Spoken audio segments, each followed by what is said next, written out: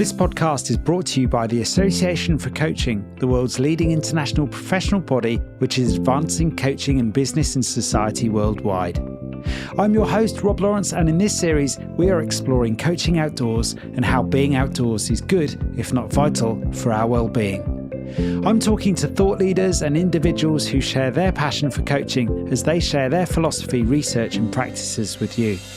Our aim is to inspire you to unlock the potential of coaching when combined with being in nature and outdoors. Hello and welcome to this episode in our series on coaching outdoors. Today I have with me a very special guest, Hamish Mackay Lewis. Hamish is a leadership and life coach, facilitator, breathwork practitioner and nature guide at Seasonal Alchemy. In today's episode, we're going to talk about the connection sequence, the 3 pathways to your authentic self, and the transformative power of nature. As a perennial student of personal transformation, for the past 12 years, Hamish has guided groups and individuals to bring a spirit of adventure into their lives, to look inwardly and honestly, and to experience the mutually restorative relationship between land and people. As you will hear, at the heart of his work are the practices of presence, nature connection, and breathwork. Hamish, a very warm welcome to the podcast. Thanks, Rob. Good to be here. Yeah, it's great to have you on the show. So let's begin here, Hamish. Coaching outdoors, I'd love to learn a little bit more about your relationship to working with others outdoors. And I know you've got a fascinating backstory in both business and the military. Perhaps we could get a little bit of a sense of who you are and where you've come from and how that's led up to the work that you do today. Sure, yeah, I'd be delighted to. Well, I always seem to start my story in the army when I left university. I joined the army. Don't know why I started there, but I guess it was my first job as an adult. So I spent several years in the British Army, did tours of Iraq and Afghanistan, got posted to all sorts of wonderful places in the world, had lots of adventure and did lots of travel. And I come from a long line of soldiers in my family. So although I really enjoyed my time in the army and many aspects of it I thought were authentically me, I didn't think, mostly in hindsight, I didn't think that I could be really myself there. And in some ways, I think I was trying to fit into perceived expectations of who I should be and what I should do. So it was a very interesting process for me to go through. And in some ways, I guess the process of accepting myself and understanding who I really am. And I guess I'm still on that journey at the moment, Rob. Yeah, I mean, the army takes you to all sorts of wonderful places, and you do spend a lot of time outdoors. And that was one of the key factors, I think, for me deciding to choose that career was the adventure of it all, and being in the great outdoors. So yeah, that's what I did for several years until I decided to leave, and principally for adventure as well. I think, adventure took me in and adventure took me out, but I didn't know. I think I had a lot of imposter syndrome, actually, to be honest. Although I prefer to call it imposter experience because it's not really a clinical diagnosis. I felt like I was an imposter. I felt like I wasn't able to be me, that I should be a better leader than what I thought I was at the time.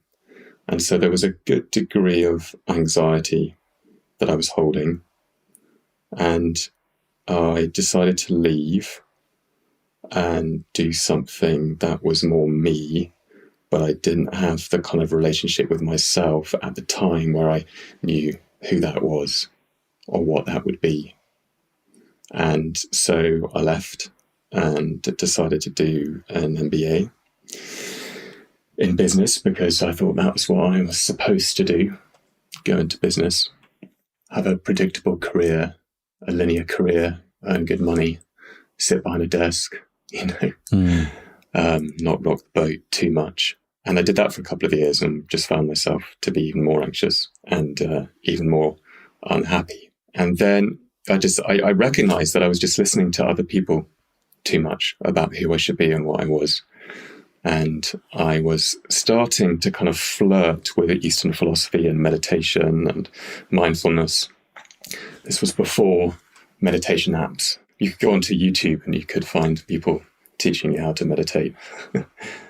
But I was starting to talk to people about wisdom and spirituality and Eastern philosophy, and people were saying, oh, you need to go on a silent meditation retreat. So I did that and had a really big shift on this retreat where I recognized that a lot of my thoughts weren't very useful or helpful, and my mind was very, very busy.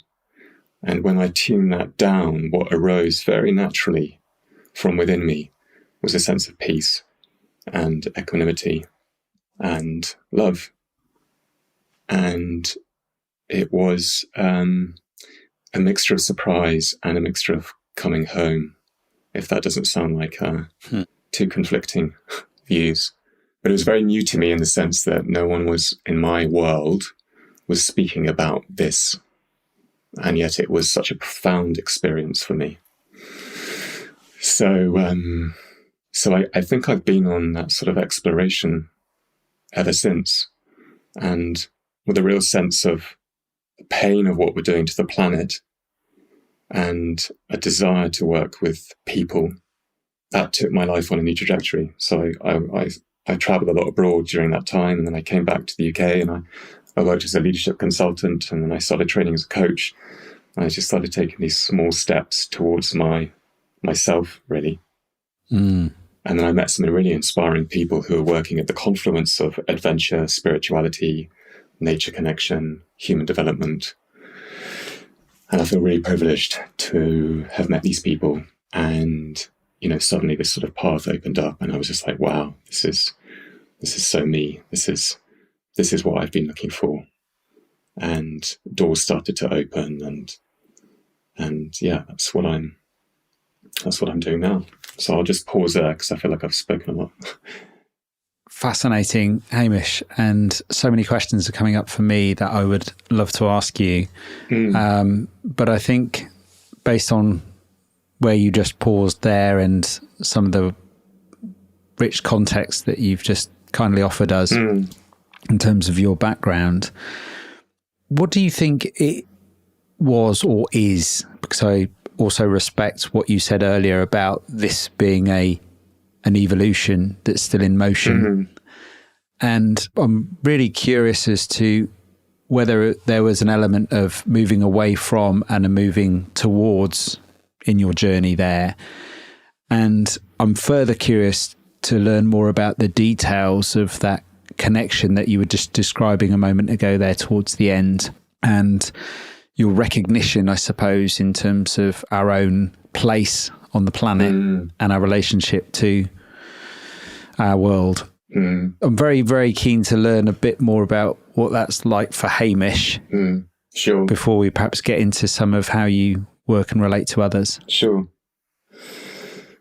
Well, I'm really enjoying working with people at the moment who are in a similar position to where I have found myself, which is this sort of feeling torn between two seemingly dreadful realities.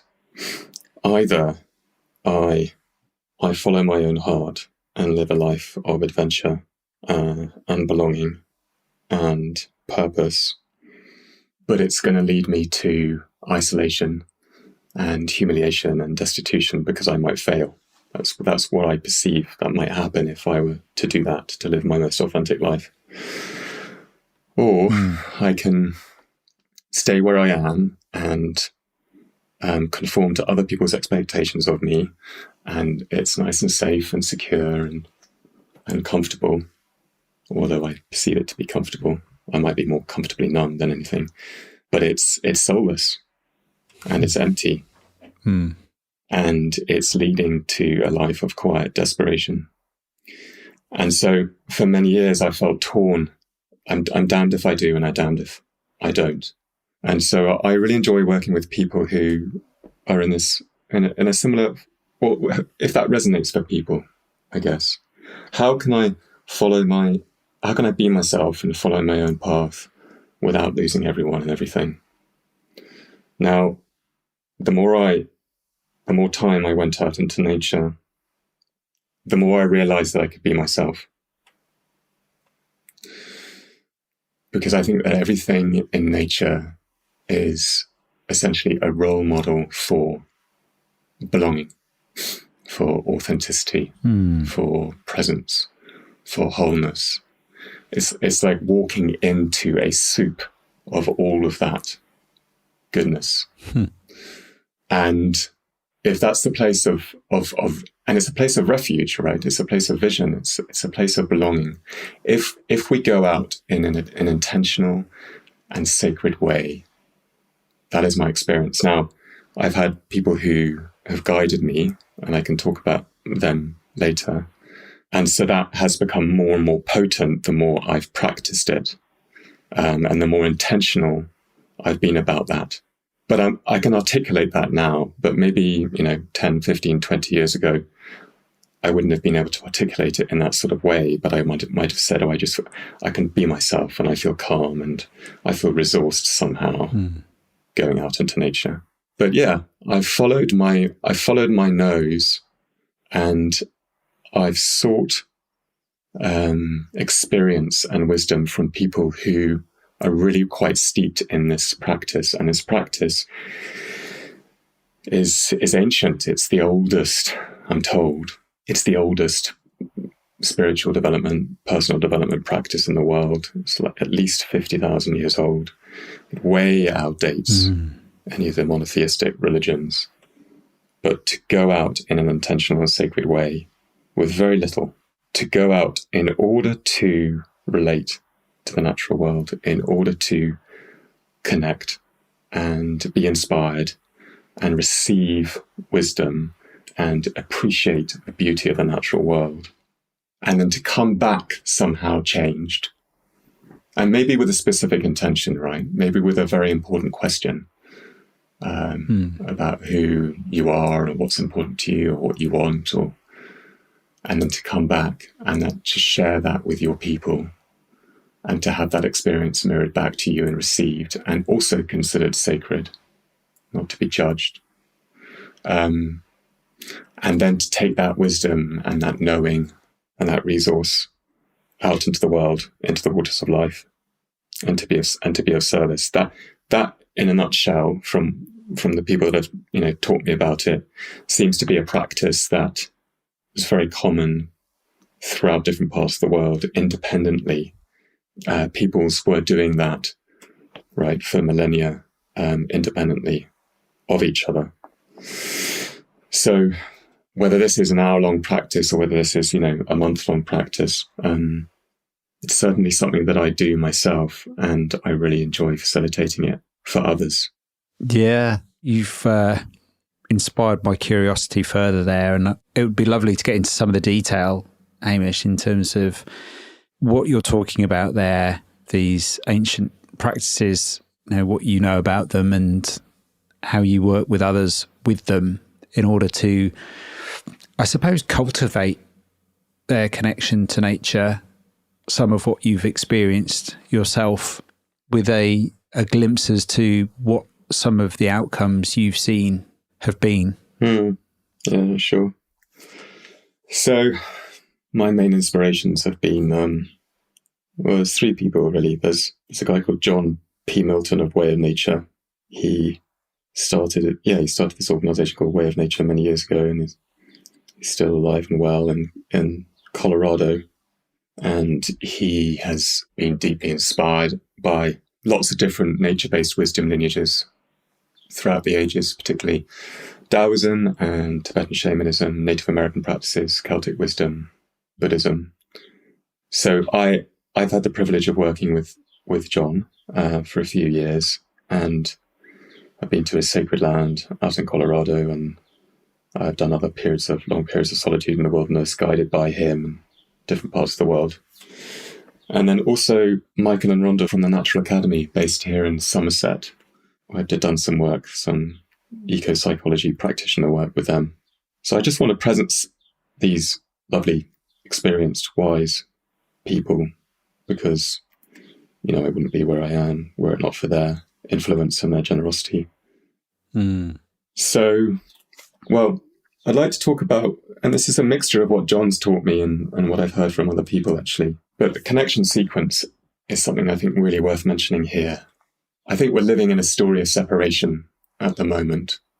And I think unease and dis-ease and ailments that we're experiencing, whether that be with land or ourselves, and it's one and the same thing, and their reflections of each other are down to this perceived or this illusion of separation, because there is no separation, there is just interconnectivity. Everything is in relationship with everything else. And that's a law, I guess, a law of nature that John told me. Everything's interconnected and everything is constantly changing. We're separated from the land in a really quite stark and uncomfortable way. I think a lot of us in society are separated from our hearts. We're separated from community. We're separated from the present moment itself.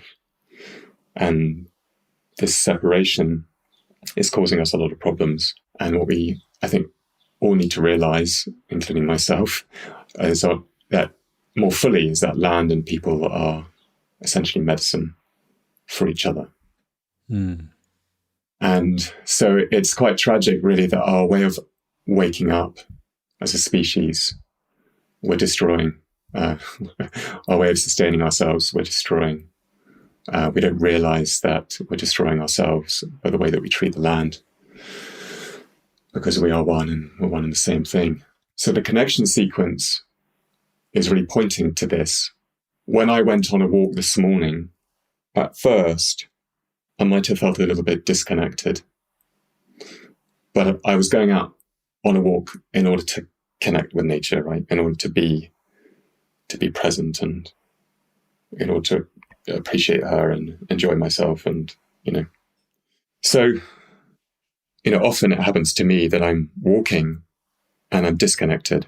I'm not really in the field. I'm not really feeling the wind against my skin.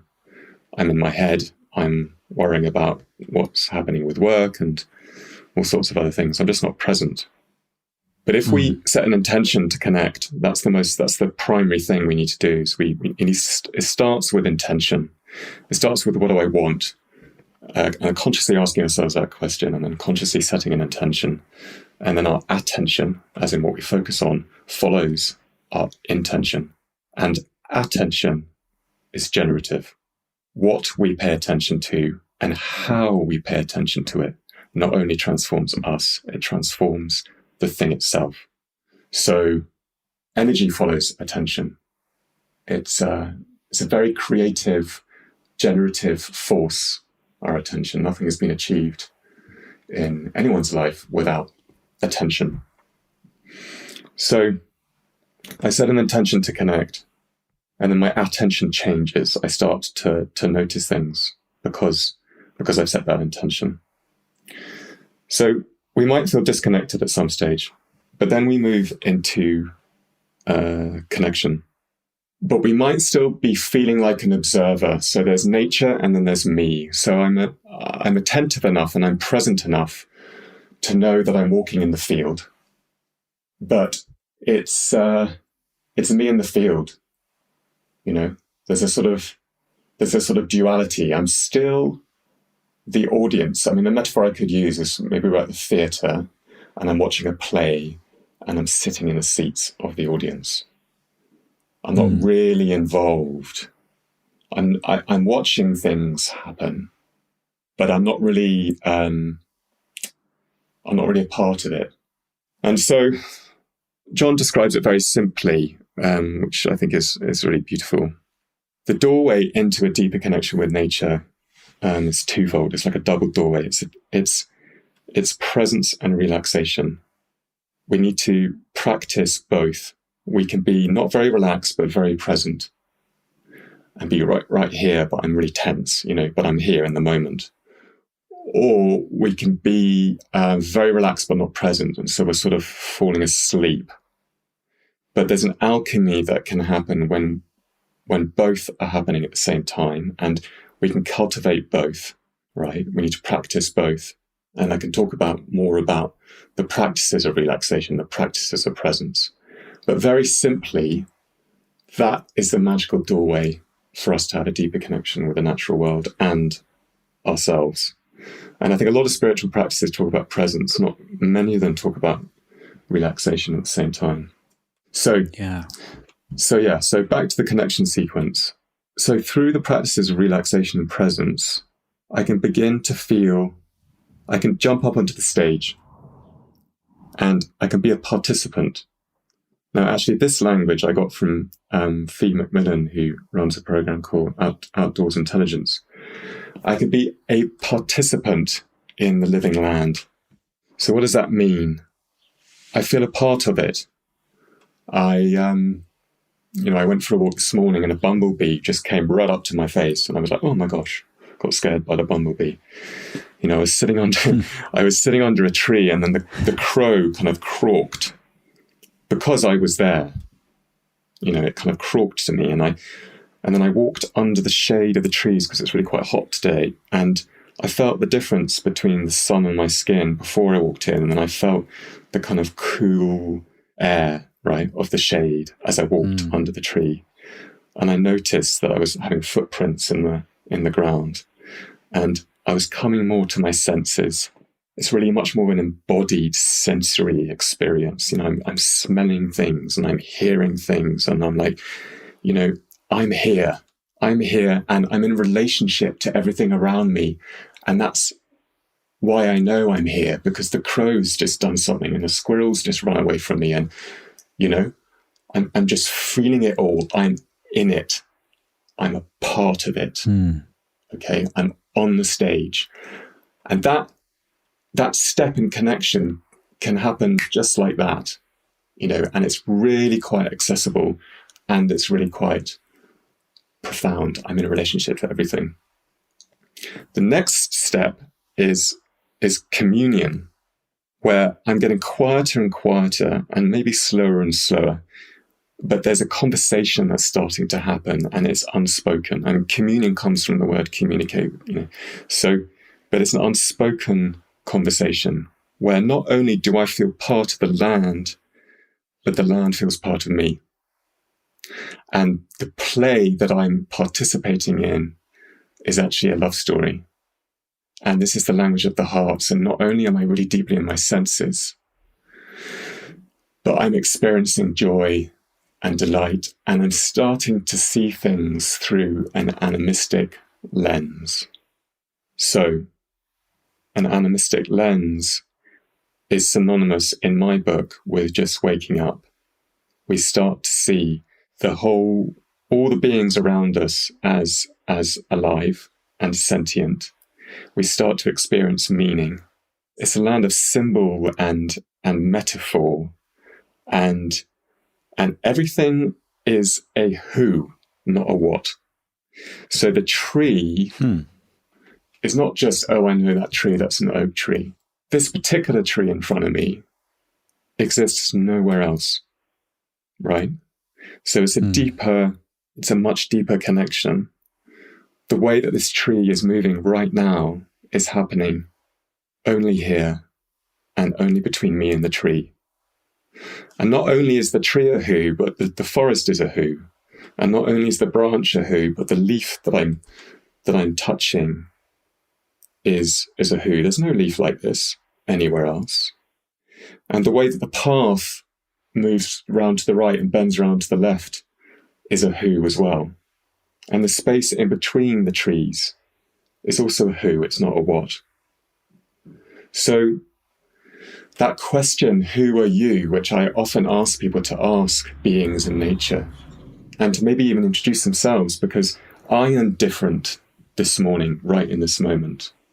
Who am I as I come into contact with the tree? It's a really transformative question, and it opens the door into a much more relational experience, and it opens the door into communion. And I've actually got here, because poets put this much better, I've actually got a little line from Rilke, who speaks about communion beautifully, the poet Rilke. He says, "And only then, when I have learned enough, I will go to watch the animals." and let something of their composure slowly guide into my limbs, will see my own existence deep in their eyes. So we're really porous beings, and sometimes I don't think we give ourselves credit for how porous we are. But as we move down the connection sequence, we experience our porosity more, and the boundaries of ourself slowly dissolve, and we start to experience ourselves as the things that we're experiencing, as the things we're perceiving. So the tree that, the branch of the tree which is moving, the conditioned mind will just say, well, that's just the wind moving in the branch, right? But the animistic lens that we might look at is like, no, the tree's gesturing to me. The wind is caressing my skin. Yeah, the bird that I can hear is calling to me, and I can not only hear it with my ears, but because my mind has got really still and I've really slowed down, I experience the sound of the bird within me because I'm expanding. And then so suddenly it's like, well, me and the bird, we've got something going on here which is really intimate. And the tree, the branch of the tree as it's moving, I can see it moving within me. I'm experiencing it within me. So it can go deeper and deeper to union, and then to source, what Johns calls source awareness. Union as well. There's no distinction between me and the tree. We're one. But in my experience, that takes, and I only speak from me because I think by grace this sort of thing can happen just like that. But in my experience, that's taken long periods of solitude in the wilderness. But the kind of participation and the communion are really quite accessible. And even if you don't feel like you have a deep relationship with nature, or you haven't in your life, you'd be surprised about how just under the surface this is, because this is in our DNA, it's in our bones. All this wisdom is us, which is just about presence and relaxation and quietening the conditioned mind and getting really into the body, which is the vehicle through which we experience all of this. Yeah. There's a number of things that you have mentioned and touched upon there that intuitively to me feel right. But I've only got some conscious awareness of. So this is a really fascinating journey that you're certainly taking me on, and hopefully our listener too, in terms of this connection sequence. I'm further curious about the phrase you just used there, and you mentioned earlier source awareness, to learn a little bit more about that. And you mentioned that it's in our DNA, and this is about essentially being at one. And I'm also interested particularly about this connection between presence and relaxation. I agree with you. I think there is certainly today, and this may be my own bias, but there's certainly a lot of talk about presence, certainly, and perhaps quite a bit of talk about forms of relaxation. I'm not sure that word is always the word that's used, but things that lead to that. But I rarely, if ever, hear about them together.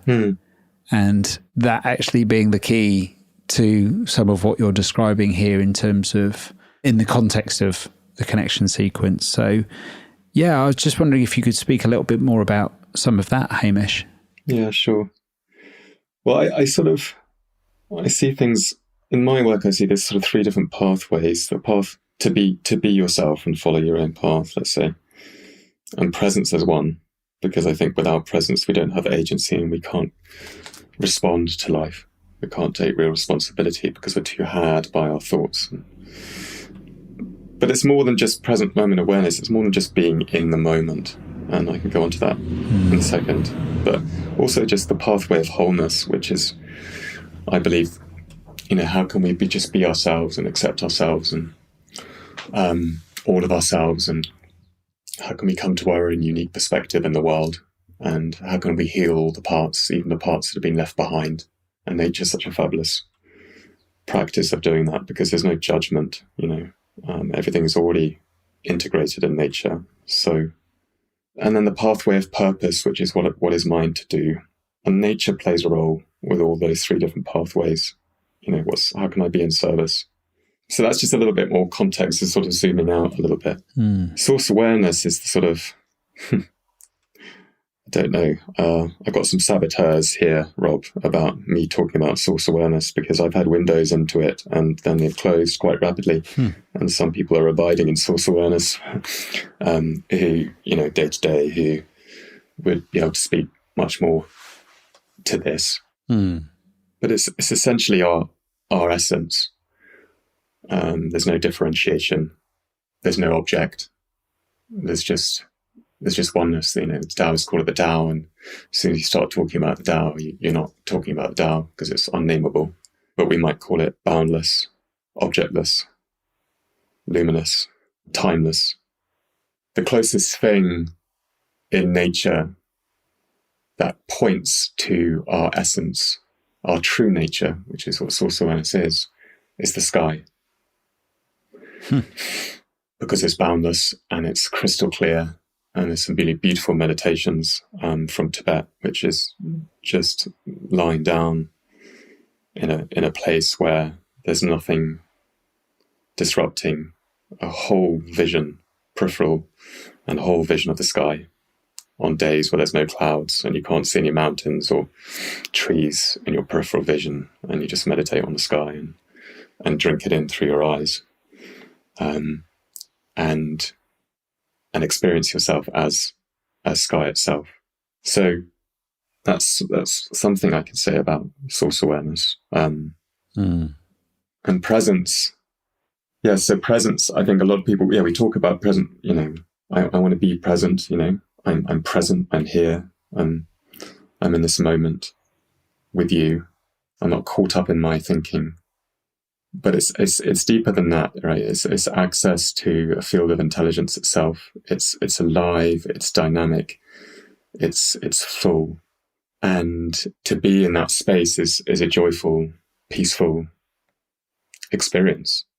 And everything, and why, there's lots of different practices, right? We can sit in a meditation hall and meditate and cultivate presence. The beautiful thing about doing it, I think, in nature is that everything apart from us, because we have a prefrontal cortex, is totally integrated and totally in the moment. And so everything is inviting us into presence and wholeness, I think. So some beautiful practices, just watching water flow downstream, watching a flame. You've probably had this experience, Rob, when you're just watching, the flow of nature. Every single moment is different, so it brings you back to the present moment the whole time. So we can just meditate on different beings of nature which are completely in flow, and they teach us and they pull us. It's very, very natural. They just pull us closer and closer and closer towards our essence. And because everything's relaxed as well, everything's totally surrendered, we can surrender ourselves as well. Now, I thought I knew what relaxation was, but relaxation, like presence, is almost infinite. I spent a whole month in Colorado on my own in one spot. And after a week, I thought, okay, I'm really relaxed now. And then after 2 weeks, I was like, oh, wow, no, I wasn't relaxed at all. It just deepens because I think we normalize the contractions. I've lived with contractions my whole life, so I just think that they're normal until they're not there. And then I'm like, no, that wasn't normal. Wow, I was really wound up. I had no idea. I had no idea. So just surrendering, and the more we surrender, I think the more we recognize that actually the natural world is really quite benign, and it's for us, and it's not against us. There's nothing really actually trying to come and get me. I've been lucky enough to spend time in the jungle with a few clients, and been taken by some amazing guides. And you go out to the jungle and you're like, well, everything's out to get me. The mosquitoes, the the tiger, whatever it happens to be. But actually, people come undone because of hygiene, or not drinking enough water, or heat exposure. So that's really powerful, I think, is to go out and recognize that we can trust and we can really, really let go. And of course, for some people, that's easier than for others. And we need to be careful to find our edge with that. And especially if we're facilitating these experiences for other people, we need to contract properly around that. But what a liberating experience to recognize that we can go deeper and deeper in relaxation in the natural world, and that everything is for us and inviting us into this game of joy and heart. Yeah. Yeah. Don't know if that answers your question. Wow. Yes, and in a very inspirational way that it just creates more questions, quite honestly. Like I say, I think my sense of wonder is just expanding the more I listen to you speak, Hamish, and particularly around this. And all of a sudden I'm holding these various different ideas now, such as I'm thinking about relaxation and presence, and I'm thinking about surrender. Yeah. Surrendering ourselves.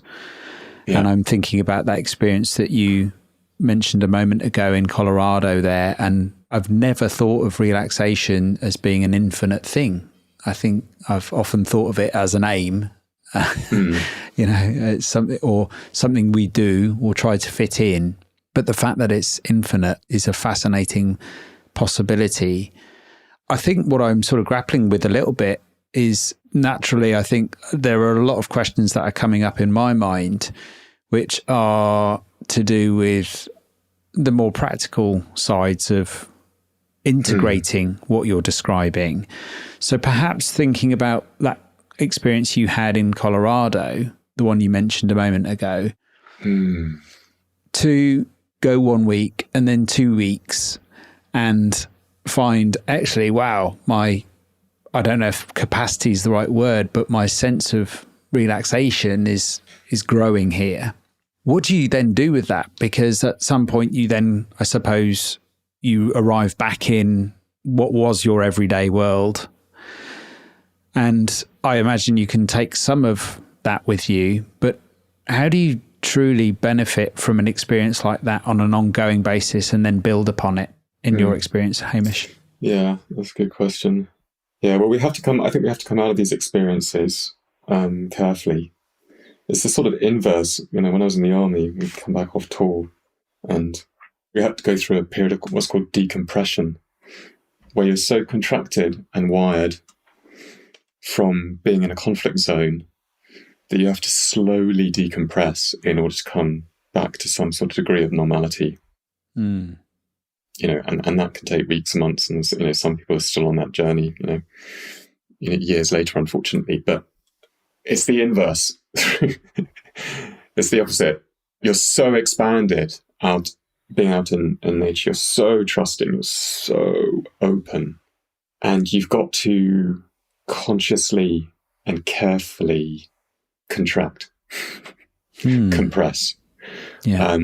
Whilst making sense of things, that can happen over days, weeks, months as well. Sometimes, I make sense of things a long time afterwards. But it's in the body then, it's in the system, it's in the body mind. We can't unsee these experiences. And we've cultivated a capacity for them.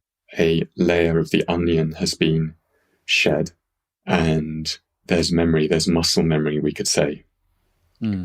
So it's a practice. So we go back to it, and we're a different person as we go back to it. And I think one of the greatest gifts from this work is really the relationship we have with the natural world, which always goes through a transformation. And I think it's a lifelong journey. But I never thought about what's the relationship I have with the natural world until I started to consciously do this relational work with nature, right? But we have a relationship with the natural world. All of us do. It just might be described as quite distant. So practically, I think going, it just depends where you are and what access you have, of course, to nature. But if you don't have a backyard with a tree in it or some flowers in it, well, you can even have a plant pot, but going back to the same plant pot the whole time is, might not give you the resource that you need. But there's different layers, right, out and out and out from where you are at home. Let's say, you might have a park if you're lucky nearby. I'm very lucky here. I get to walk out into fields and things like that. But to go back to the same place, I think is really important. To go deep with just a few beings beings of nature, right, in a consistent, disciplined way, relaxed and present and appreciative. So reverential, reciprocal, respectful, and really patient. Really, really patient. But the consistency and the discipline of going to the same place each time, over and over again, we start to form a relationship, like any other relationship that we might form with any other human being, for example. We start to form a relationship with these beings. And it's a deepening. And I think it's really useful to see it as a practice, So that's what I ask of my clients. I ask that they find this place that somehow inspires them, that somehow speaks to them, and that they go back and share the space with a tree. Come to their senses, use touch, use smell, maybe take off your shoes, walk slowly. The pace that we're at, human beings, is so fast and frenetic. We can't hear the language. We can't hear the conversation. So we have to slow right down and drop any expectation of anything happening or of anything looking a particular way. And then in time, we notice the seasons. We're really lucky in this country because we've got the seasons, and each season has its wisdom. I can speak a little bit more about that, actually, because I'm doing some work with my friends Lydia and Jed with a series of retreats called Seasonal Alchemy. Yes, please. Yeah. Okay. I can speak more about that. So, yeah, we have the series of retreats called Seasonal Alchemy in the Forest of Dean in Gloucestershire. And we have 4. And it's all based on ancient Celtic wisdom, the Celtic map, which my friend Lydia is really steeped in. It's very new to me, so I'm very much learning from her. And yeah, we work with people over a weekend, and we bring in this map, this map of change, this map of wholeness, of belonging, which basically says that everything has its place and everything has its time. So we teach people the Celtic wheel. And of course, we live in a society where we skip past rest, we skip past grief, we skip past the unknown, which is Samhain, which is winter, essentially, the darkness. And this is a map of polarities. You have dark, light, masculine, feminine, in, out. There's lots of. It's essentially a map of wholeness, and it's in the fabric. It comes from the fabric of the land. The reality of life itself. And we spend time talking about it, learning about it, and then people go out and spend time alone with the particular wisdom of that season. So as I said, Samhain is all about being with the unknown and being lost, consciously lost, not knowing what's going to happen next. And of course, if we really honor that space, then when we come to spring, into inspiration and creativity, it has a certain quality of it because we were really in the darkness, yeah? And then the way we relate to the darkness, when we come around to summer, the opposite end of the wheel, which is all about being in relationship and playfulness and love and sensuality and doing and producing, the quality of how we can be with that depends on how we were with the darkness, 6 months prior to that. And then we come around summer and we come around into lunacer and to celebration and gratitude and recognition that, all things have to die. And we honor the loss as the sun sets, in that direction. And as things out in nature begin to die, and the more that we can really let go in that space, that changes the way that we can be as we go all the way around into winter again. And so it's just such a beautiful, and again, I said, I'm really quite new to it, although of course we experience it throughout the seasons, but it just shows us that everything is necessary. Everything has its place. And I'm not just talking about the outer world, but our inner nature too. Our shame, our joy, our grief, our anger, wherever we are in a relationship, in a project of work, at a stage of our life, we map ourselves against this map of wholeness, this map of belonging. And we see ourselves as part of something much bigger. It's not about us. And it's a really beautiful practice to do that in a group and to do that throughout the year. And the relationships within the group get deeper and deeper. And we do some breath work. We do some ritual that we create amongst the group that feels, it's just born out of, whatever the group wants to do a ritual, because I think that's what we've lost as well. We've lost the ritualizing of our life, the sacred in the ritual. So yeah, I'm really excited about the work that I'm doing with Jed and Lydia, and it's a really lovely way to contribute to, I think, what seems to be a lot of other people wanting to find a deeper connection with themselves and the land, and to have this ancient map that the Celts so beautifully expressed. The Celtic people, right? The Celtic philosophy is just such a gift, really is, for these times especially. Yeah, I'm getting a real sense of the wisdom from our ancestors through what you're sharing with us there, and I've got a lot of ideas. I'm making lots of notes here as we're chatting, and I'm thinking about what you were describing there as being consciously lost, and I love the relationship that you're describing there between seasons and our relationship to the darkness, and then how that relationship informs and prepares us for summer and all of the experiences in between, and as part of and in between in that cycle. And then you go through that cycle again, and there's sort of further awareness and expansion, I imagine.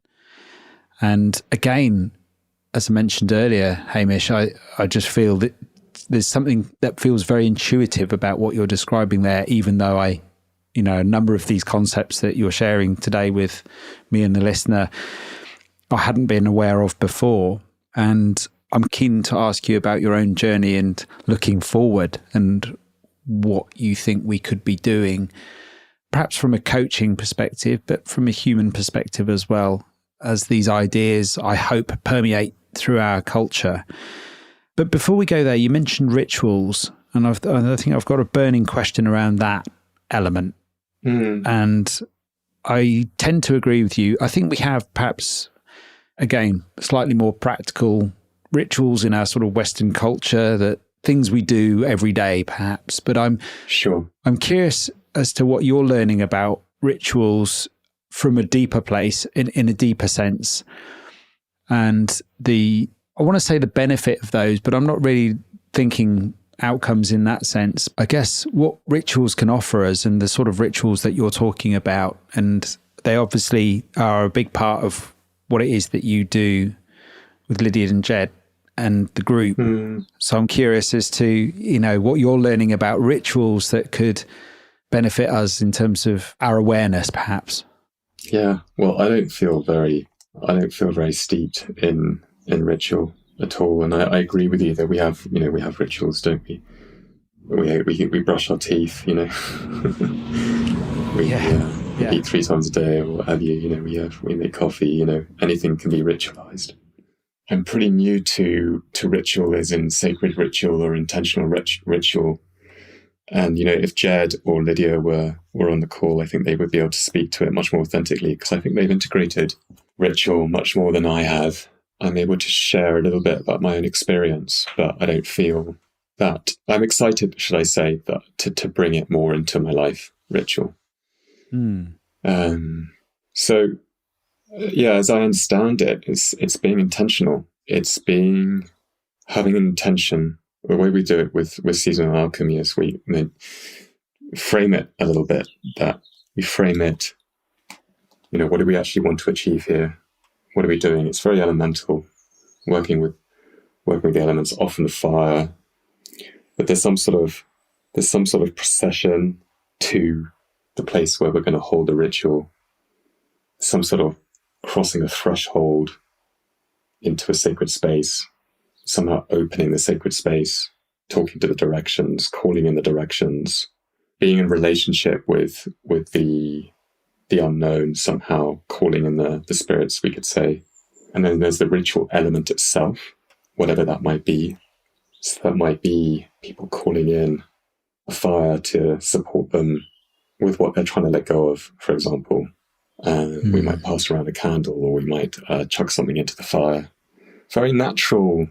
In my experience, coming from the outside in, I've just recognized how easy and natural it is. It's really in our bones, this sort of ritual element, you know. Sometimes these rituals just unfold really naturally. You know, seasonal alchemy, we didn't even know that we were going to do for one ritual, and someone lit a candle and passed around candles. And then someone would just light the candle to the next person, and everyone was like, oh, okay, I know what we're doing. And it just unfolded really dynamically and beautifully from there. And then closing the sacred space, having some sort of celebration of what we've achieved together. And I think that's how Jed describes the process. I might have completely butchered that, Rob, but the process of guiding people in a very skeletal framework of guiding people through ritual. But in my own personal life, I want to bring ritual more into my life. My girlfriend and I have talked about having an altar, and just put an altar for our relationship, and just putting things on the altar. And Lydia talks about what we put on the altar is altered somehow in the manifest world. So there's seeing the altar as a relationship of something much bigger that's happening. It's a relationship with the interior of ourselves and the exterior of ourselves. But if I'm going to make coffee, for example, that I do that in a really respectful, intentional way. And it's not by rote, because I think ritual can be calcified quite easily if we're not careful. But I'm really present, and it's a dynamic process that is happening, and it's different every time. When I train people to go out alone, and you know, there's this beautiful ceremony that I train people with, which is very similar to what we do in seasonal alchemy, which is every morning and every evening as you're alone in the woods. It's just to face the four directions, and the sky and the earth. And each time we do that, I can do that on autopilot, and it would mean absolutely nothing. But if I do that knowing that I'm doing it in relationship to everything that's happening around me, and I'm paying attention to what's happening around me as I do the ritual, then it has life. And more than that, it's inviting magic and mystery into it. And I don't think it can be experienced just with the rational mind. I think it needs to be really embodied. You've got me pondering. I'm thinking there about magic and mystery, and how there's so much of that in our conversation today, and in so many elements of what you've kindly shared with us. At the same time, I was thinking about what you were just saying there about we could do rituals on autopilot. But there's also an opportunity to do things with intention, which is one of the first things you mentioned in our conversation today, setting the intention.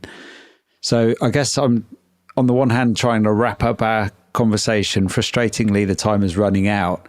But at the same time, holding those thoughts for further reflection. I'm deliberately not offering too much of my own reflection today, hoping that our listener will take from this conversation what they need to reflect upon. So with all of that in mind, I'm curious as to what your intention is, perhaps personally and also collectively for all of us, for the future of this. I can't help but feel there's so much to learn. There's so much we can learn. There's so much we can wake up to. And I can't help but feel that so many of us are lost, and actually, not that the journey would necessarily be an easy one, the direction could be quite a simple one. So I guess that's kind of what's on my mind at the moment. But I'm very curious as to sort of where do you see the future of this going in a coaching context and in a way that can benefit us all? Well, I just think coaching is such a wonderful vehicle for awakening, and I've been the recipient of it as well as having the privilege of doing this work, I think we can only really take people as far as we are. And we take a lot of responsibility for our own growth as coaches, don't we? So certainly for me, I want to continue to deepen my relationship with myself and the natural world. Where it's going to lead me, I don't know, and I like not knowing. And as you caught as this, that presence and being, in the unfolding of it all. But I don't think that precludes us looking forward as well. Well, I think there's a turning. I feel that there's a turning underway where, across different industries, not even in the coaching industry, but the farming industry, for example, is going through a real shift. It's moving towards more diversity. It's moving towards a regenerative approach. So I can feel this turning. People are slowly waking up to what we're doing to the planet. People are slowly waking up to the impact of trauma and seeing how that is impacting consciousness and impacting relationships. There seems to be a much more permissive understanding, a culture of permissiveness and understanding and curiosity about who we are, where we're going, and what's needed. And I think that nature plays such a crucial role in all of this across so many different levels. And if we can just, I almost want to sort of demystify some of this stuff that I've spoken about. It's not, it's very accessible, and we can just meet ourselves where we are with it all. But I just think a simple daily practice and recognizing that we have a relationship with nature and asking ourselves what sort of relationship we want, and then just doing our work from there, from whatever wisdom and guidance we've received from the natural world, will slowly, piece by piece, guide ourselves more towards wholeness and more towards harmony with the natural world, where economy and ecology are aligned, and culture and nature are aligned, and we start to recognize the interconnectivity of life and the web of life, which we are inherently part of, and we begin to take more responsibility for that. I just think that's just a natural, very natural unfolding that will happen the more time we spend with nature. It's not something that we have to do. It kind of does us. That's lovely. That's a lovely thought. I appreciate that. Well, firstly, I appreciate the time, you making the time and spending the time with me this afternoon to have this conversation.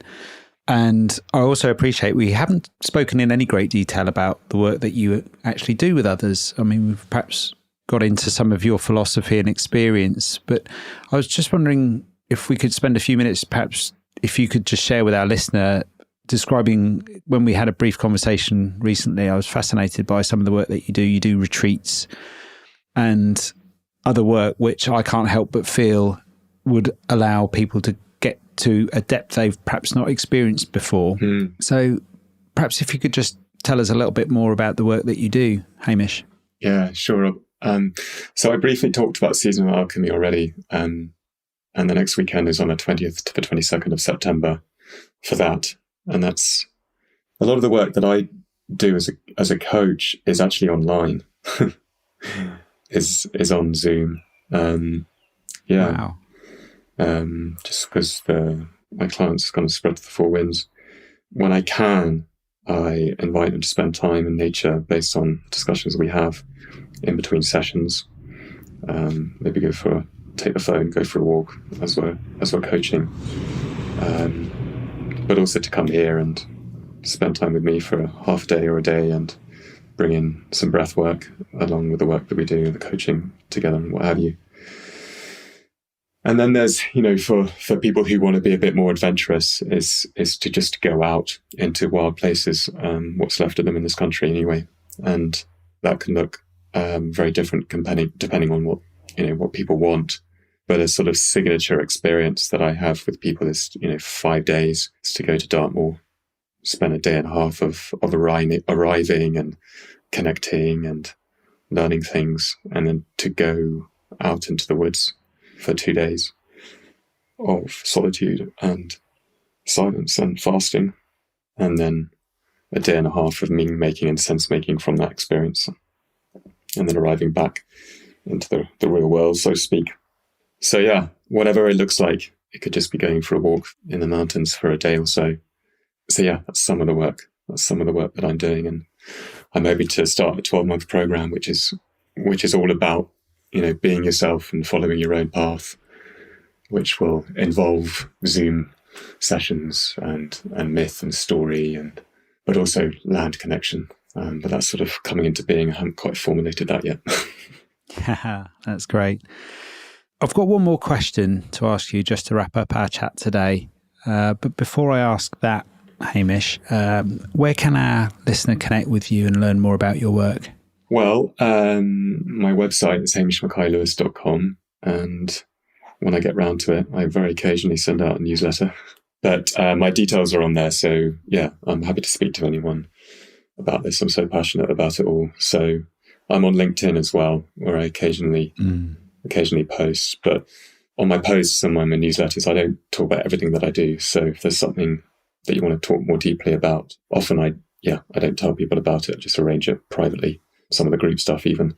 And then Seasonal Alchemy, there's a link to Seasonal Alchemy on my website as well. And could you just give us the website again, Hamish? Yeah, it's www.hamishmackaylewis.com. It's spelled MacKaylewis.com. That's brilliant. Great. So my final question then is, what's inspired you in the last 7 days? Ooh. What's inspired me in the last 7 days? Well, I just visited my stepmother and father this last weekend, and she's got an awful disease that's really impacting her lungs, and she's on oxygen a lot at the moment, and her courage and her determination have really inspired me. Yeah, thank you for sharing that, Hamish. And it's been a really insightful and, for me, a very inspirational conversation with you today. There's so much more I would have loved to have asked and talked about with you. No time, Rob. Likewise. Yeah, this has been time really well spent. So thank you, Hamish. Yeah, thank you too. I've really enjoyed it. Thank you. Thank you for listening to another podcast by the Association for Coaching. For over 20 years, our purpose has been to inspire and champion coaching excellence, advance the coaching profession, and make a sustainable difference to individuals, organisations, and society. To find out more about the AC and our member benefits, follow us on LinkedIn or visit our webpage at associationforcoaching.com.